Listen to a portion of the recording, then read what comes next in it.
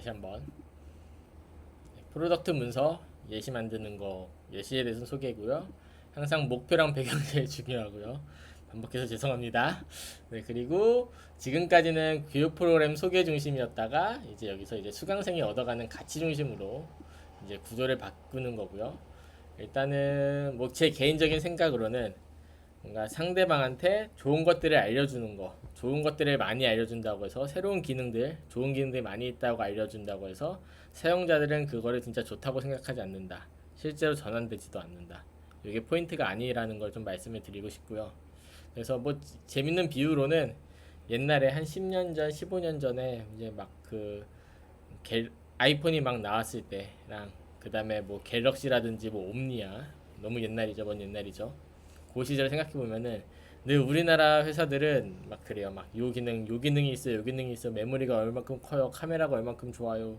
이런 이야기 하는데 애플은 보통 광고할 때 그런 이야기 안 해요. 네. 그래서 그런 사람들은 스펙에 대한 소개를 하는 게 아니라 그 제품을 통해서 얻게 되는 가치에 대해서 이야기를 많이 하죠. 그래서 그 방향으로 가는 게 저도 개인적으로 좋다고 생각을 하고요. 그래서 그 중심으로 이제 랜딩 페이지를 바꾸자 하로 되어 있고요. 그 다음에 리서치에서는 이제 뭐첫 번째로는 이제 여러분이 했던 제가 여러분께 피드백을 드리면서 얻었던 인사이트들 일단은 선발하는 과정을 통해 갖고서는 내가 그 소수 정의 멤버야 라는 것을 통해서 얻게 되는 그 가치 그 정체성 그걸 하나의 포인트. 또 다른 하나는 단순히 뭐 그냥 평범한 사람들의 피드백이 아니라 뭐 현업자나 뭐 강사 좀 뭐라 해야 될까요? 좀 사회적으로 어느 정도 인정을 받은 사람들 플러스 그 사람 그 거기 그 과정에서 선택된 사람들에게 받는 피드백. 그래서 그냥 아무나 받는 피드백이 아니라 어느 정도 검증이 된 사람들로부터 다양한 피드백을 받을 수 있다. 이런 포인트. 그 다음에 다른 하나 포인트는 이력서에도 이제 대기업의 이름이 우리의 뭐 교육 경험이라든지 뭐 그런 걸로 해서 뭐 대외 활동이라든지 통해서 이제 KT 클라우드가 우리 이력서에 붙는다. 이 세 가지를 가장 큰 강점으로 이 세 가지가 뭐 교육 프로그램에서 갖는 중요한 가치다라고 하는 리서치가 있었다라는 것을 토대로 작성을 해보았고요. 사실 여러분의 여러 리서치를 통해 갖고선 제가 들었던 이야기고 그 다음에 예시는 그냥 요 예시는 그냥 어떻게 만드는지에 대해서 좀 소개를 해드리려고 만든 거라서 좀 뭐라 그럴까요? 좀 부족할 수는 있어요. 그냥 참고 삼아서 들어주시면 될 것 같고요.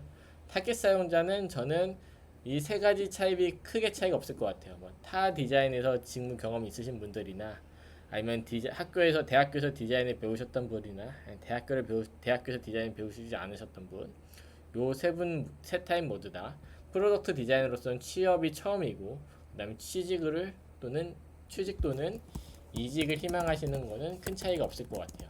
그래서 취직이나 이직을 희망하는 2030 세대를 모두 통칭하는 걸로 잡았습니다. 그리고 성공 지표는 뭐 이제 보통 이런 것들 랜딩 페이지가 바뀌었을 때 우리가 뭔가를 새로운 걸 디자인했을 때 얻게 되는 효과들 요 효과들에서 성장이 발생하면 성공했다 발생하지 않으면 실패했다 라고 하는 게 핵심 지표고요.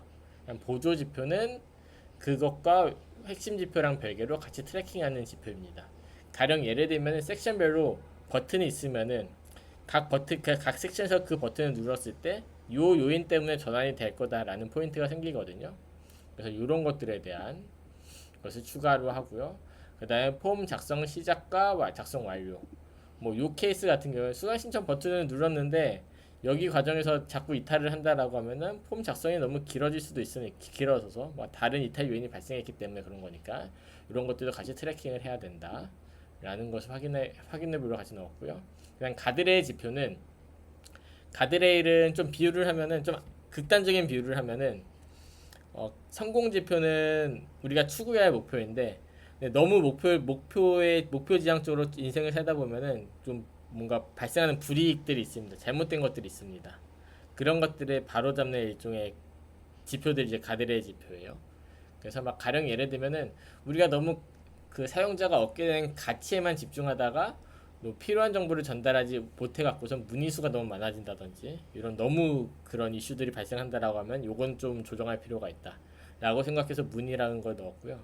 좀 핵심 지표랑 가드레일 지표 간의 연관관계를 좀 극단적인 케이스를 소개를 해드리면은 만약 돈을 많이 버는 거는 예를 들어서 핵심 지표예요. 아, 내가 열심히 돈을 벌어갖고 돈을 100억을 벌 거야. 뭐 1000억을 벌 거야. 그래서 엄청난 부자가 될 거야라는 핵심 지표가 있다라고 할게요. 그러면 가드레일 지표에서 근데 뭔가 수단과 방법을 가리지 않고 돈을 벌면 안 되겠죠. 그래서 막 가드레일 지표에서는 막 가령 예를 들면은 그래도 어느 정도 사회가 허용하는 범위 내에서 돈을 벌래라는 것들을 확정하는 거. 가령 예를 들면은 뭐 위법을 저지르지 않는다라든지 뭐 아니면은 뭐 벌금을 내지 않는다라든지 뭐 징역 살지 않는다라든지 극단적으로 가면요.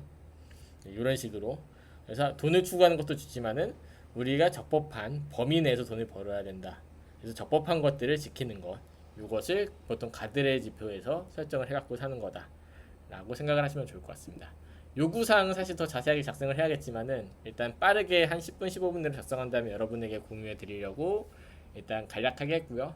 일단 선발 프로그램 섹션, 그 다음에 피드백 생태계 섹션, 경력 제한 섹션, 요 섹션 각각에 있는 요 세 가지 특징들을 토대로 작성을 했고요.